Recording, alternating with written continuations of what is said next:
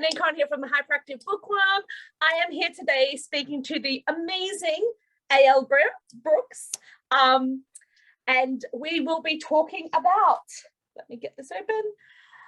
If you can, oh, you're not going to be able to see it, are you? There we go. There it is. Yeah, there it is. Amazing Perfect. dreams. Oh, I have a new camera. It's so pretty. I have a new camera, so I was like, I wonder how this will work. Cool, that worked well. So yes, thank you so much for joining us today. Thank you. It's lovely to be here. So nice to actually meet you in person. In person, yes, it's fantastic. It's great what technology can do, isn't it? Doesn't matter where in the world, it's fantastic. All right, so as I said, we're going to be talking about your latest release, which came out 2-3 months ago, which, oh my March, God. Yeah. Brilliant. So we'll get into the questions.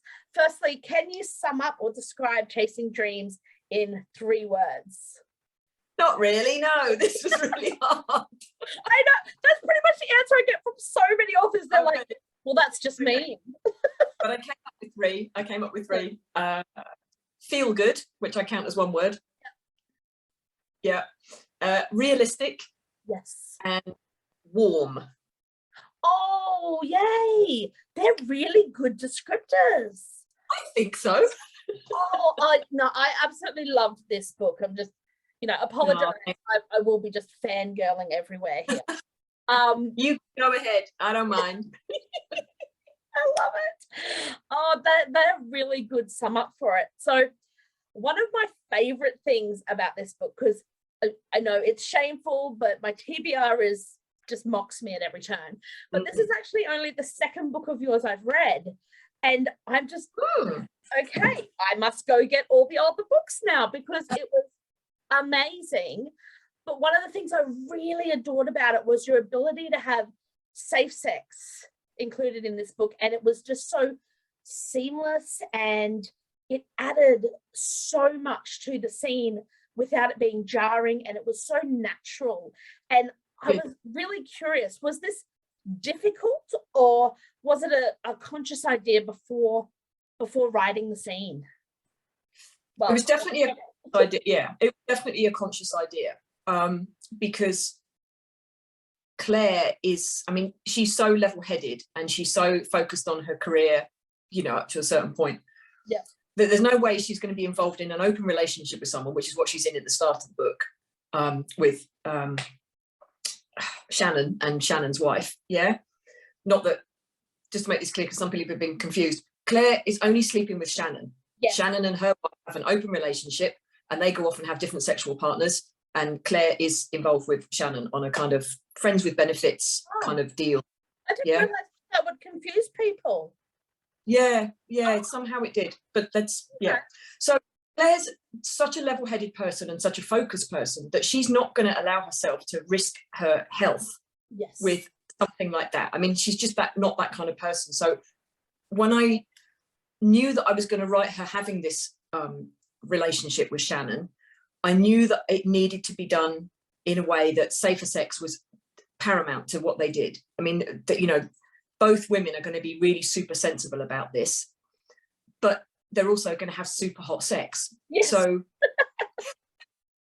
and that is the beauty and the difficulty of writing safer sex scenes, which I have done before. So this was not my first time on this roundabout, which helped.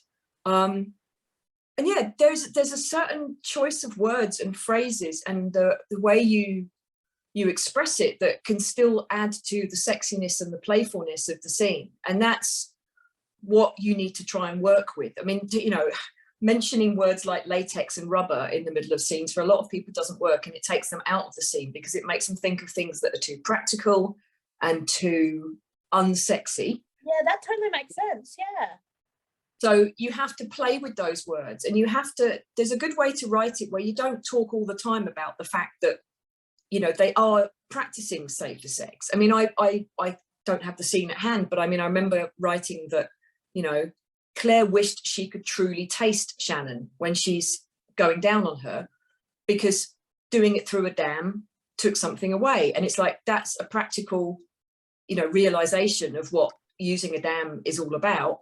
But all I had to do was mention the word damn once. I didn't have to mention the fact that it was made of rubber and it was a big sheet, and you know, all of that didn't have to happen. And then people get the idea, and hopefully it still keeps them in the scene, because they're going, oh yeah, God, you know, that would be, you know.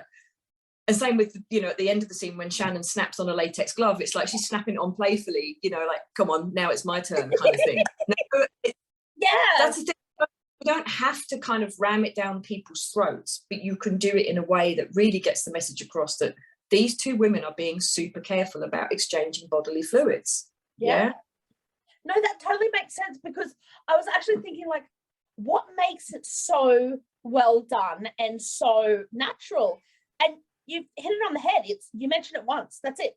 Like, once, and that's all you have to do. Like, it's you don't have to give any backstory, you don't have to give any reasons. You trust the intelligence of your readers that they will be going, well, okay, they're having some kind of fling. At that point, we don't know that Shannon's in an open relationship, or I think we find out during that kind of conversation. So, you know, you just throw that in, and people are smart enough to figure out, like, oh, okay, there's a reason why these two are being, you know, super careful. I mean, should all of us be super careful when we're having a fling with someone? Yes, regardless of what that, you know, the status is of that other person in terms of whether they're in a relationship or not. But certainly there's no way I'm going to write a person having an open relationship not practicing safer sex. That's just, yeah. I absolutely love that. I think that's just so commendable, because I think so many authors are scared to take away from the sexiness of the scene. Yeah. And I get that. We're talking about, you know, very practical, logical things, and no one wants sex to be practical and logical. They want it to be clothes flying off the chandeliers and, you know, that kind of thing. And I mean, I did it before. The other one I've done it in quite a lot in is One Way or Another, because again, one of my main characters was a player. She would just pick women up, take them home, have a night of sex, goodbye. But she practices safer sex because beautiful.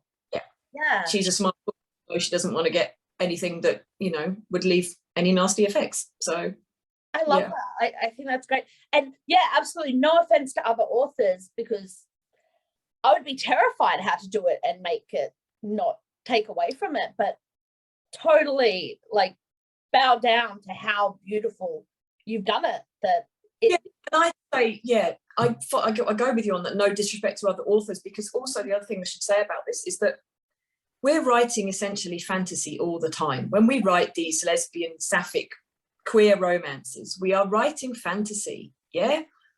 And in fantasy, everybody just wants it to be not practical. And, you know, they want that. I mean, it's like, I almost did a foreword in the sequel of The Club Revisited, because I did get comments after the club about how there was very little safer sex practiced in the club. Yeah. And that was a conscious decision by me when I first wrote it.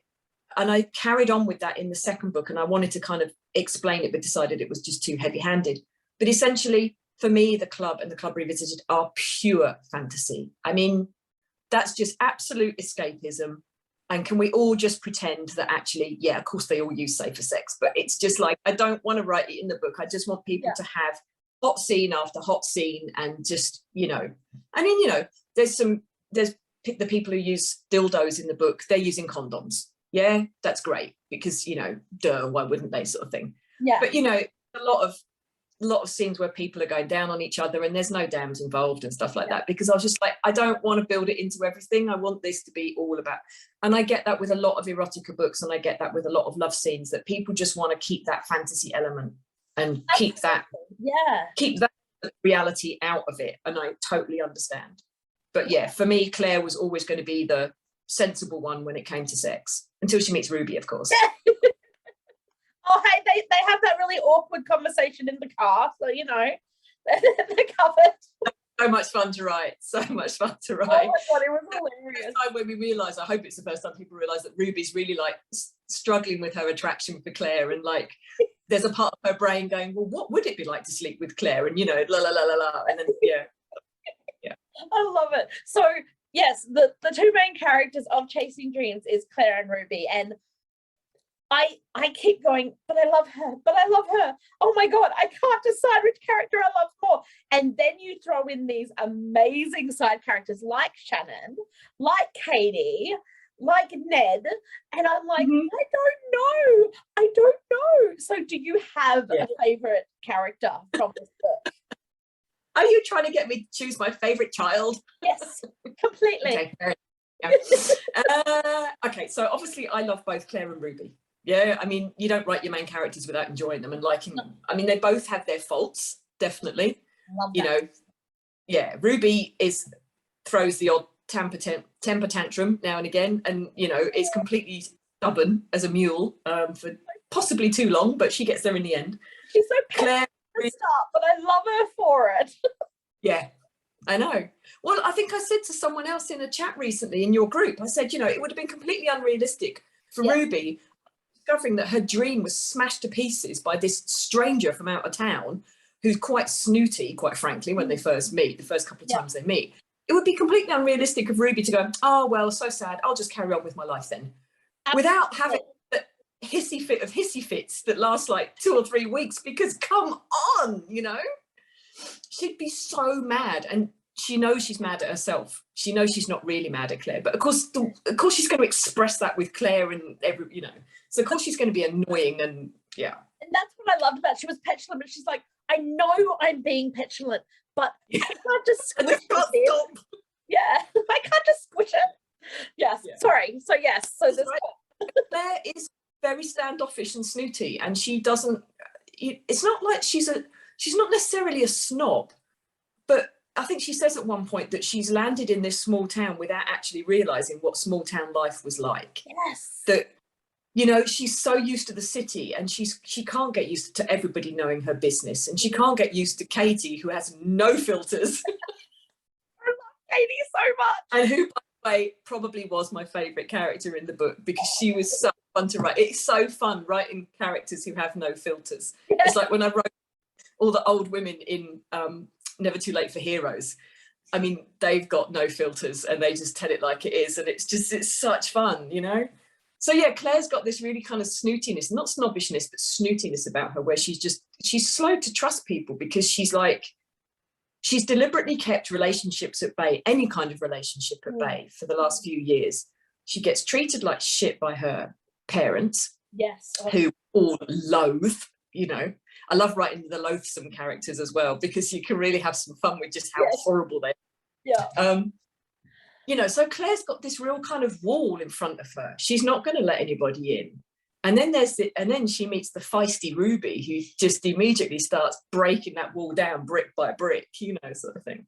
So yeah, I mean, I love both of them, and they both have their faults, but they both have so much passion in them and so much energy for what they want to achieve in their lives. And it was so lovely to kind of have those two balls of energy starting outside each other and then gradually coming together and coalescing into this lovely one big, you know, gorgeousness. That was really cool. It's so but yeah, Katie was a hoot. Ned was fun to write, because I liked writing the cranky old dude, you know, who was really Eleanor the chicken was fun to write, because, and as I said, I think I told someone in your group that was actually based on a real life chicken. You know. So as soon as I heard that, I was like, I am putting that in a book somewhere. So I wrote it down on my phone. I was like, yeah. And then I realised it would work totally well in Chasing Dreams. So yeah, and it does. It works so well. She's this brilliant kind of talking piece. She breaks ice. Yeah.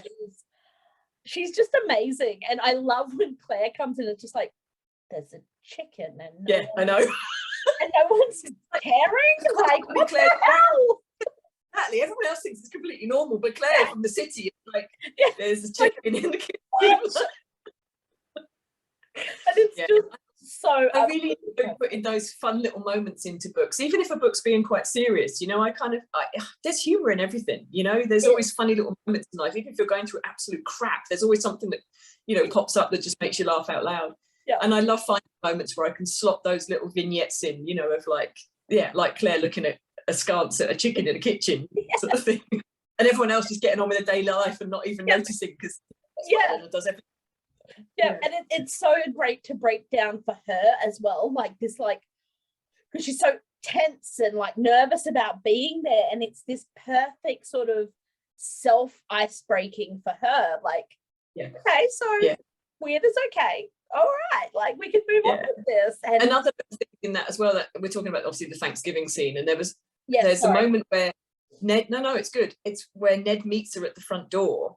He opens the door to let her in, and she immediately notices that he's not wearing any shoes. Yes. So she's like, oh, okay, this is a house where they don't wear shoes, you know, because for her, that's not how she's been brought up. Living. Yeah, no, exactly. Absolutely. So it's kind of like trying to bring in little things like that where you show how, you know, how Claire's kind of, these walls are coming down. She's melting's not the right word because she's not truly an ice queen. No, I don't think she is. She's softening. She's softening is how I'd put it. She's got used to having to be self-protective and really harsh with people.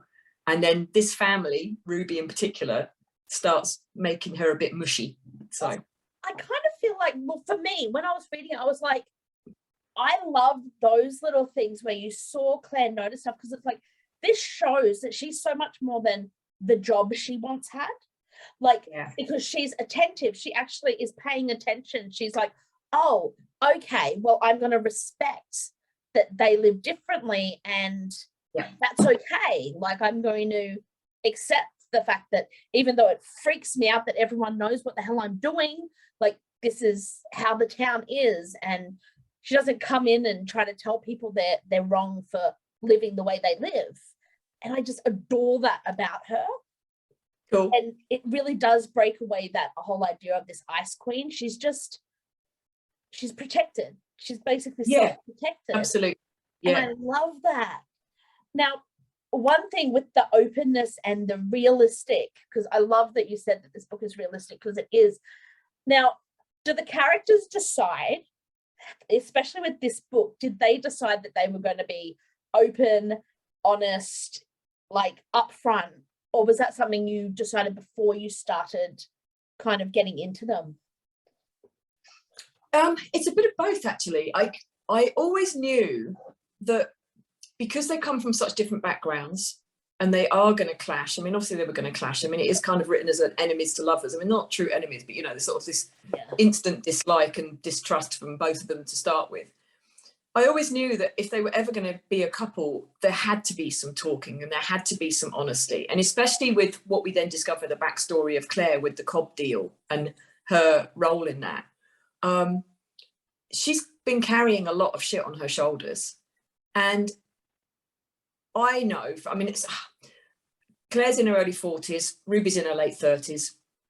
These are women who have been around the block a couple of times. You know, Ruby's had her heart broken. Claire's been through some emotional turmoil in the last few years with her parents since she was a child and worse into her adulthood.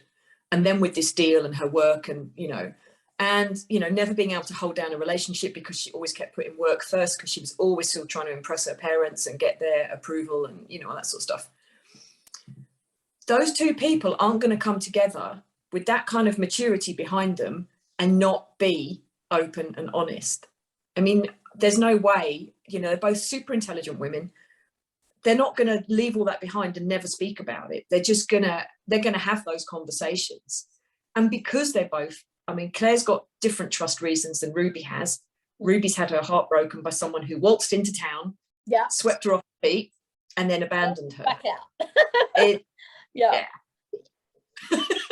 So, you know, the only way they're going to learn to trust each other is if they're open with each other and if they're honest. And I, you know, whenever I write characters in their 40s, I'm never not going to have them having those conversations because I know from my own life experience, that's what you do. You know, when you've been in and out of a few relationships and been stomped all over and all the rest of it, you're very protective. And so you're going to be talking to your next prospective partner and having those really, you know, well, I hope you are, you should do, because, you know, healthy. I mean, that's what myself and my partner did, you know, my now future wife, that we sat down from minute one and said, I don't know, 2 months. We sat down at the very, very beginning and said, if we're going to do this, especially because we were doing it long distance to begin with, because she was in Frankfurt and we have to be able to talk to each other. Yeah. Because there's going to be days and days and days where we don't see each other. We're only seeing each other once a month or twice a month. So talking is essential, you know, being open and honest. And so, yes, there was an intention that that's what they would do. But however, it's still so much fun when you write, as I'm sure you know, when you start a scene thinking, right, I'm going to have them doing this and they'll do that and they'll do this. And then all of a sudden you're typing and it's like, whoa, hey, where are you going? What are you doing? Yeah. Yeah, they've decided. They've absolutely decided. You never imagined in the slightest. And then you just go, oh yeah, that's what they would do, of course. You know, there's some back corner of your brain that was going, yeah, no, your idea was rubbish, we're going to do this instead. And your fingers just, you know, follow that. And you've got to trust the characters sometimes. Like, yeah, absolutely. You've got to trust them. And I love that. And I have read books where I've forgotten characters are in their 40s because they act like they're still in their 20s. Yeah, and it's that annoys painful. me. It's painful. Yeah. And it's like, no. That's why I love how realistic everything is about this story. It's just so beautiful. Okay, so what was the hardest scene in Chasing for you to read? Yeah, that one's quite easy. Oh, yeah? Yeah, the scene when Ned collapses. Yeah. That scene had my heart pumping. Like, seriously, Anne of Green Gables. Like, Anne of Green Gables freaking flashbacks, man. Childhood trauma right there. It was so intense. And I was like, no. If she does this, that's it. This book is going against the wall. It was just like, oh my God. Yeah. Putting myself in Ruby's head and how she, like, obviously what I had to do was imagine, and this was awful, but I had to imagine if that was my mum. Yeah. That I'd seen my mum poleaxe like that. And, you know, I don't have any living grandparents. So that's why I had to sort of focus on my mum. Yeah. And I was having palpitations and tears because I had to immerse myself in what that would feel like. The sheer terror from Ruby, that all of her worst fears look like they're about to come true. You know, she's known that Ned has been trying too hard. She knows that he's an old man and he should be slowing down. And she knows that he's a stubborn old fool that won't listen, you know, because he doesn't know anything else in his life. He's been working on his farm probably since he was 12, but definitely since he was 14 as an adult, because that's what you did back then, you know. So he doesn't know anything else. He's done that day in, day out for 70 years, nearly. And, you know, she's just absolutely beside herself. And so trying to get all of that in and the frantic, and then the realization that the emergency services couldn't help her right now. And it was yeah. I can imagine. A nurse in shining armor comes. And it carries across though, like all this immersion that you did and the trauma you went through to write it carries across, because that scene is just like, oh my freaking God, like everything that could go wrong did go wrong, and like what the hell. And it was, and the worst part was not knowing. At least you knew knew how it would end. I'm reading it going, oh my God, no. I mean, in this book, I mean, I wouldn't say I'll never kill off a side character, because I have done already in the club. But in this one, there was no way I was going to do something that bad. You know, it was going to be realistic and there was going to be some hard moments for Claire and Ruby.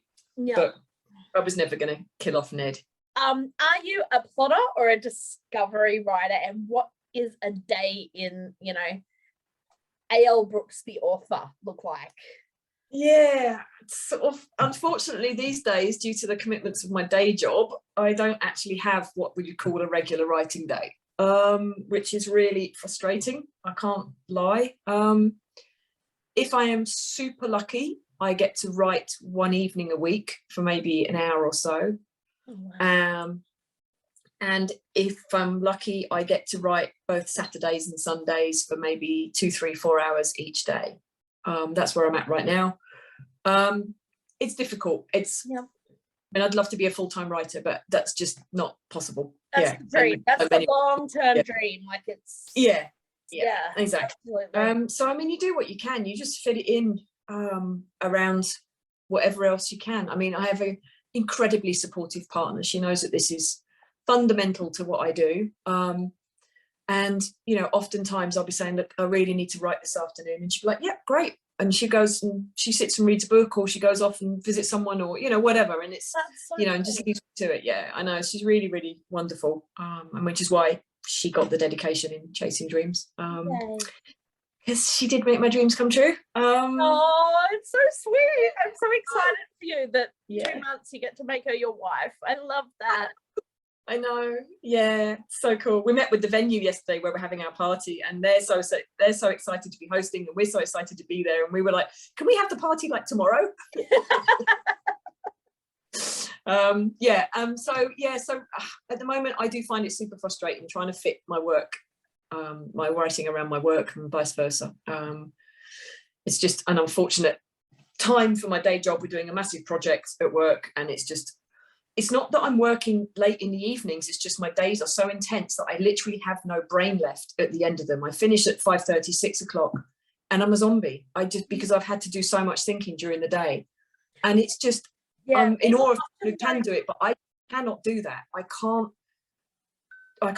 just shed that in 5 minutes and go off and write. And by the time I have shed all that, it's like 8:30, and I am done in. I'm like an hour away from bedtime, you know. Completely understood. So I think people underestimate how much mental capacity you need to be able to write and to really get into your stories. And if your day job is taxing, then it's very hard. It's very, very hard. Yeah. And to the other half of your question, oh yes, plotter or pantser, I've tried both in the past. Certainly nowadays, in the last year or so, I have to be a plotter, otherwise I would never get anything written. With the commitments on my time and, you know, the confusion in my life with the day job and all the rest of it, if I hadn't plotted things out, you know, where the story's going to go chapter by chapter, so that I've got something as a kind of guideline when I actually do get a time to sit down and write, I'd never write anything. If I just sat down in front of the laptop and went, yeah, well, what we do today, where are they going to go? What's going to happen? It just wouldn't happen. There's just no space in my brain for all of that. Such limited time, got to kind of visualize every minute of it. Having said that, I'm happy to drift from my plot. You know, if I map out by chapter, you know, what's going to happen, which I've done for the most recent book that we're now currently editing. I literally mapped that out by chapter by chapter, because I just couldn't imagine writing it any other way with everything that was going on. But often things would drift, you know, and that thing where the characters take over and you're sort of writing the scene and you're thinking, yeah, no, actually that's not working. And why is it not working? And then the characters go, because we should do this. And then, you know, you go, oh, okay, you're all right, carry on, you know. So I'm not a true plotter, you know, as in every scene and every chapter ends up exactly the way as I originally plotted it out. But when I kind of like a little blend. I've tried to do the whole pantsing thing before, and I've sat down basically with an idea that ran to 3 sentences, and I was going to write a whole book from it. Yeah. And then I got about 5 or 6 chapters in, and I thought, do you know what? I really do need to start thinking about where this is going, because it's all a bit garbled, you know, sort of thing. So what I did for Chasing Dreams was actually more of a blend. So all I had for Chasing Dreams was I had that opening scene where Claire gets the call to say that she's found property. Don't ask me where that scene came from. It was like 2 years ago. It popped into my brain. What would happen if a woman who worked in a really high-powered job, and I wrote that scene out back then, like 3 years ago, 2.5 years ago, whenever it was. Wow. And then, so I had the start. I knew I was starting with that. And then I knew that she was going to basically steal the property from someone in the town who really wanted it.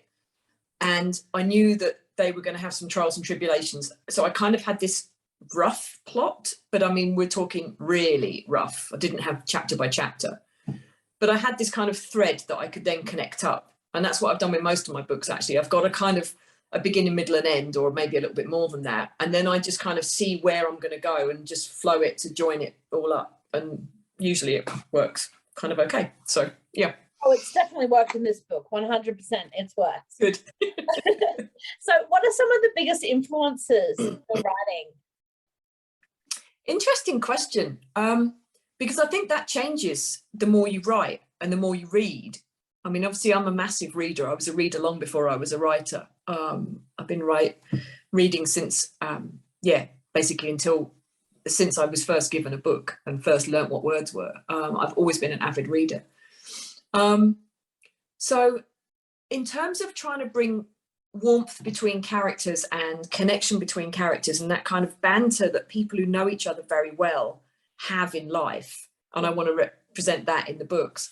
Funnily enough, that actually comes from a fantasy writer that I read in my teens, David Eddings. Yeah, cool. Yeah, the Pawn of Prophecy series. There's all that lovely banter between the Belgarath and Polgara, and later on between all the other characters that come into it. You know, there's a real easiness between the way he writes how they interact and how they just know stuff about each other and can tease each other or be serious with each other, you know.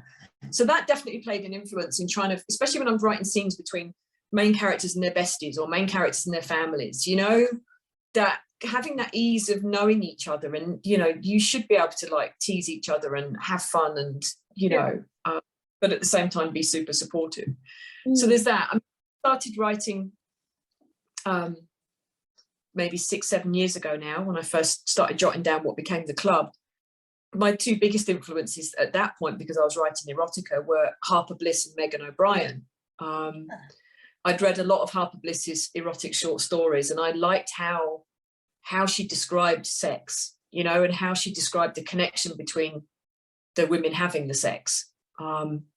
So that was kind of a big influence. And Megan O'Brien, because she just writes super sexy scenes, you know, and just thinking about how I wanted to write sexy scenes and how to get that kind of depth of, as I put it, you know, in the you know, where you do get turned on reading it. I mean, I had someone contact me, I don't know, a couple of years ago saying, you know, is it okay to tell you that I get turned on right when I read your books? And I was like, well, yeah, because if you don't, then I'm doing something wrong. Like, I get turned on when I'm writing them. So, you know. Yeah, that's it. I think there's something wrong if an author doesn't. And I'm not sure it would really translate for the reader. That's what I'm thinking. I'm feeling like, I mean, I must admit, I've read a couple of sex scenes where it seems like it's very mechanical and they're just going through the process. There's no emotional connection in it. And we're talking about, it's not like a one-night stand. Well, even then you can have an emotional connection with a one-night stand, but it's like these are characters who are supposed to be falling in love with each other. And I started thinking, okay, I don't think this person is comfortable writing this sex scene. Yeah. You know, and I would say right now, going on record this, I can't stand it when new authors who are asexual or just not interested in writing sex scenes ask the question in some of the Facebook groups, you know, is it all right to do fade to black? I'm new to this. I don't know whether I should put a sex scene in. I'm not comfortable writing sex because So many readers come back going, if there's no sex scene, I'm not going to read your book. People, please. Can we be more supportive of everybody in our community? Thank you. Like, I don't need a sex book.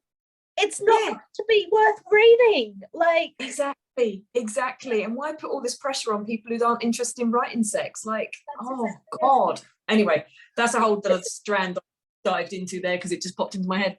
I love that. In terms of other influences, I think basically every Sapphic author I've read in the last 5 years is going to influence me some way.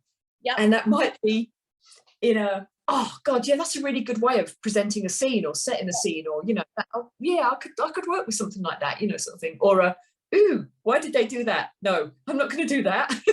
You know, because you can learn positives and not so positives from what you read, you know. For you either, like they might work for another reader, but they don't work for you. And like you said about the comfortability, like why would you write something that you're not comfortable with? I don't think it would translate well. Yep, absolutely. Yeah, I agree. Yeah, absolutely. Yep. So yeah, that's awesome. All right, so what's a book you have read recently that you could recommend? Because this is how I build my TBR, let's be honest. Okay, fair enough. Yep. I mean, I've actually read quite a lot of really good books this year, really good. I mean, Milena Mackay is knocking it out of the park, obviously. KJ, yeah. There's umpteen, but the one that really stands out, just because, I mean, I've been telling everybody this all over the place, because it just really, it was just so clever.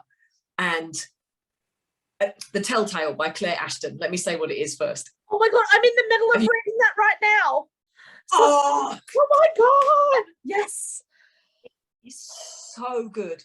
Yeah. So good. And as a British person who grew up in that same, I'm slightly younger than that era, but I remember that misogyny and all of it that was rife in British society in the 70s. And, you know, I was in the 80s as well. And it's like, but okay, so absolutely no spoilers, but there are so many twists and turns.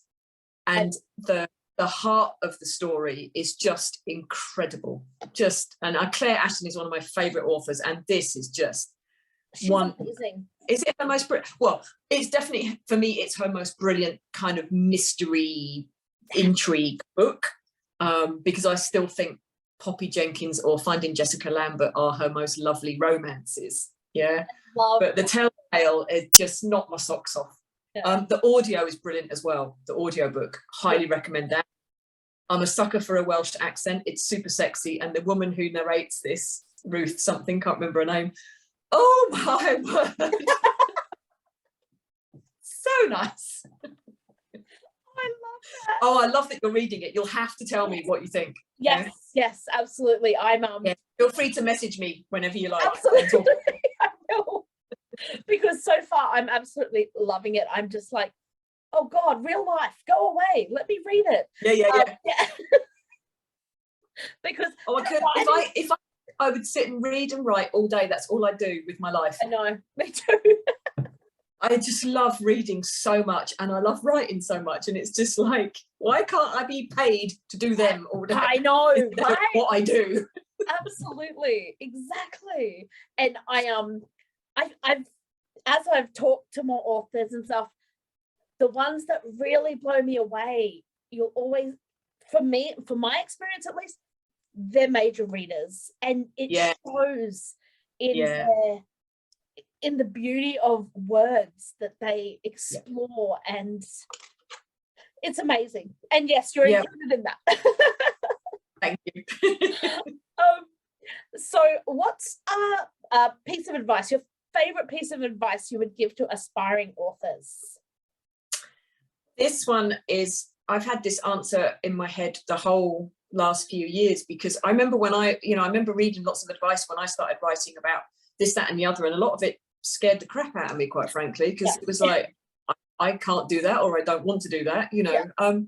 Actually, the easiest and best bit of advice I can give to someone who's starting out is just write. Don't think about, oh my God, I need to do this and I need to do that, and these are the best books that sell, and if I'm going to be a #1 bestseller, I need to write in this. No, just write your words. Just write what's in you. Just write it down. And don't worry if it doesn't make a lot of sense in the first draft. Just get that first draft written, because that's what the fun of editing is all about afterwards. You get to change things and chop them around and make things better, and, you know, get rid of the scene with the cat that was never in the book in the first place and isn't there again, you know, that kind of thing. Don't worry about all the strands that seem a bit loose. Don't worry about characters that don't seem to connect up properly, because, you know, you'll get there. The best bit is to just get the words out and start writing, because once you get into that flow of it, it's just so beautiful. So don't overthink it. Don't think about what's going to happen with these words once they're finished. Just do a first draft and then see where you are. I love that. I think that is one of my favorite pieces of advice that I've heard, because there are, like, everyone wants to help, and I love that, but a lot of it is overwhelming when you first start out. It's holy crap, how do I even do these things? Where do I even begin? And I love that advice. That is absolutely beautiful. You have to begin with the words. You can't begin with anything else. You can't set yourself up on social media, and you can't do a marketing campaign and all the rest of it if you haven't got the words. So just get the words out. And then you can start looking at it and going, okay. And then you can be brave and you can give it to people to read and say, help me out here. what's not working. That's a lot of You know. bravery. It is. Yeah. All right. Now, thank you so much for this chat. I have You're very welcome. It's been absolutely fabulous. loved it. And now, Yes. where can we direct our lovely readers to be able to find all things A.L Brooks? Okay. I'm all over the place, which sounds really wrong. I'm on Twitter mostly. Twitter is my favorite platform to hang out on, even though I know it can be quite toxic, but I feel like the Twitter Sapphic community is fabulous and there's also going on, very supportive. So my Twitter handle is A.L Brooks Writer 1, the number 1. I will put that down in the comments as well, guys. So don't stress, I'll put it down there. I'm on Facebook. I'll send you the link for that because I'm using my personal profile, Angela Brooks, but I've renamed it to be author A.L Brooks. So cool. it's easy to send you the link that you can share with everybody. And I'm much more active on Facebook now. Now I've repackaged myself as my author profile. I'm happy to accept friend requests from all avid readers. Even if you haven't even read one of my books, I don't care. I have a website, albrookswriter.com. I blog occasionally, and there you can find lists of all my books. You can find links to all things like this that I've done if you want to hear me be interviewed or do readings and stuff like that. So there, and in terms of my books, you can buy direct from my publisher, Ilva Publishing, where I get more money if you do that. Or you can buy from Amazon. Yeah, own publishers, authors who have publishers, you always get more royalties from direct from your publisher than you do from places like Amazon. Yeah, so if you want to support an author, when the book first comes out, buy it on Amazon because it ups the ratings and that's really good. But once a book's been out for a couple of months, then buy it direct from the publisher because we get more money. Yeah. And I mean, Amazon, Barnes & Noble. Yeah. Good. Sorry. All the usual places where you can buy online books. Yeah. Great. I also have audio books. 5 of my books have already been done in audio. And I just signed contracts for 6 more to be in audio. Yeah. I don't know any release dates yet, but I know some of them will be this year. So I'll be doing posts about that as and when they come out. That's fantastic.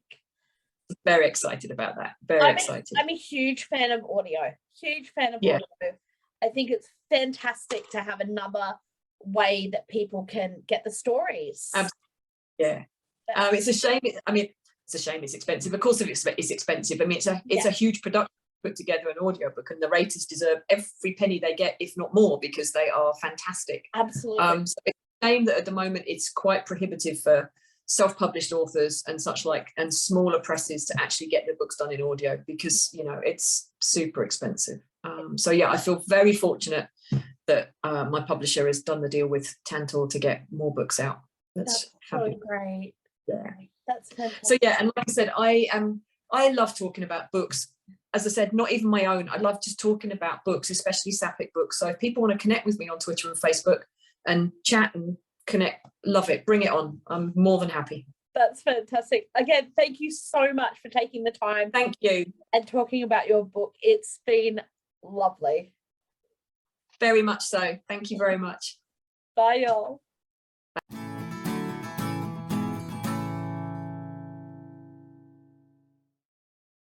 Yeah. But I was never going to kill off Ned. He's just, he's too precious. He needs to be kept. Yeah. Thank God. I just, like, seriously. And the Green Gable has scarred me for life. I swear to God. Yeah, I told you I've never read it. I don't even know what it's about. I couldn't tell you. Oh my God. So, I want to tell you, but like maybe not on. No, I feel like I should read it. I'll read it. Yes, yeah, absolutely. Like it's going in with a bit of trepidation because, you know. Yeah, it's a whole series though. Like there's Anne Green Gables and then Anne of Avalon. And like, okay, all right. Like it's is that the first one? Yes. Yeah. Okay. Yeah. By L.M. Montgomery. Like seriously, it's seared into my brain from childhood, man. Totally traumatic. All right.